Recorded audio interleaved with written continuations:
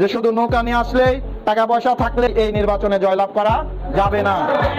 বিগত সময়গুলোতে রাজনৈতিক অস্থিরতা ও পুলিশের কাঠামো ভেঙে যাওয়ার ফলে অনেক সৎ সাহসী পুলিশ কর্মকর্তা কর্মচারী তাদের স্বাভাবিক কর্মজীবন থেকে বিচ্যুত হয়েছেন।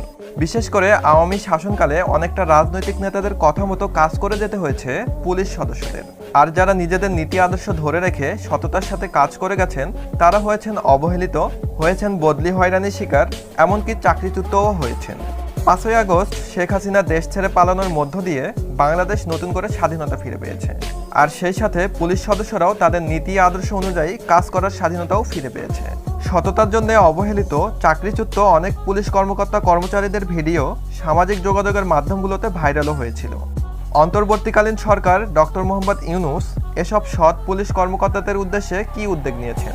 তবে কি এবার সৎ সাহসী পুলিশ কর্মকর্তারা ফিরে পাচ্ছেন তাদের মর্যাদা? আর যারা সততার কারণে চাকরিটাও হারিয়েছিলেন তারা কি আবারও ফিরছেন কর্মজীবনে? উন্মোচনের আজকের পর্বে আমরা জানব আওয়ামী শাসনকালে সততার জন্য অবহেলিত পুলিশ কর্মকর্তা কর্মচারীদের জন্য কি সিদ্ধান্ত নিল অন্তর্বর্তীকালীন সরকার, আর তারা এখন কে কোথায় অবস্থান করছেন। তো ভিডিওটি শেষ পর্যন্ত দেখার অনুরোধ জানিয়ে স্বাগতম আপনাকে উন্মোচনের আরও একটি নতুন ভিডিওতে।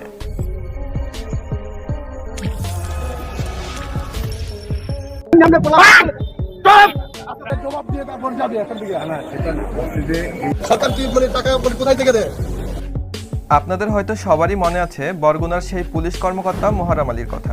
পুলিশের গাড়ি ভাঙচুরের অপরাধে বরগুনায় ছাত্রলীগের উপরে পুলিশের লাঠিচার্জের ঘটনা কারোরই ভোলার কথা নয়। সেদিন মোহররম আলী একজন এমপিকে যেভাবে শাসিয়েছিলেন সেটা পুরো পুলিশ জাতির জন্য এক গৌরবময় বিষয়। কিন্তু এই ঘটনার কিছুদিন পরেই তাকে চাকরি থেকে বহিষ্কার করা হয়েছিল।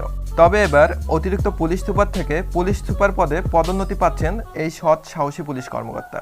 তাকে গোপালগঞ্জ জেলায় পুলিশ সুপার পদে নিয়োগ দেওয়ার ব্যাপারে চূড়ান্ত সিদ্ধান্ত নিয়েছে স্বরাষ্ট্র মন্ত্রণালয়। এমনটাই জানিয়েছেন স্বরাষ্ট্র উপদেষ্টা অবসরপ্রাপ্ত জেনারেল জাহাঙ্গীর আলম চৌধুরী। গত 18 সেপ্টেম্বর ডিএমপির কার্যালয়ে এক মত বিনিময় সভা শেষে গোপালগঞ্জে আওয়ামীপন্থী নেতাকর্মীদের সাথে পুলিশের সংঘর্ষ এবং সেনাবাহিনীর গাড়িতেও আগুন দেওয়াকে কেন্দ্র করে গোপালগঞ্জের আইন শৃঙ্খলা পরিস্থিতি এবং নিরাপত্তার বিষয়ে সাংবাদিকদের প্রশ্নের জবাবে স্বরাষ্ট্র উপদেষ্টা জাহাঙ্গীর আলম চৌধুরী বলেন, বরগুনার সাবেক অতিরিক্ত পুলিশ সুপার মোহররম আলীকে গোপালগঞ্জের জেলা পুলিশ সুপার হিসেবে নিয়োগের সিদ্ধান্তটি একটি গুরুত্বপূর্ণ পদক্ষেপ। গোপালগঞ্জে আওয়ামীপন্থী নেতাকর্মীদের পুলিশের সাথে সংঘর্ষে এবং সেনাবাহিনীর গাড়িতে আগুন দেওয়ার মতো ঘটনা ঘটে যাওয়ায় সেখানকার আইন শৃঙ্খলা পরিস্থিতি মজবুত করা জরুরি। এমন পরিস্থিতিতে গোপালগঞ্জে মোহররম আলীকে নিয়োগ দেওয়া হলে